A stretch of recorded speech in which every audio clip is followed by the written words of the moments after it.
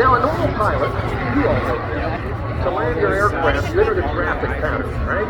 Downwind, takes leg 90 degrees, and then, of course, on the final approach. But not Rob Holland, because he is no ordinary engineer. So what he is going to do is flip the airplane back onto its back and drop this aircraft out of the sky and will land in that fashion. So let's watch as he goes through a series of spins on the way back down for one of the most intriguing landing approaches I've ever seen.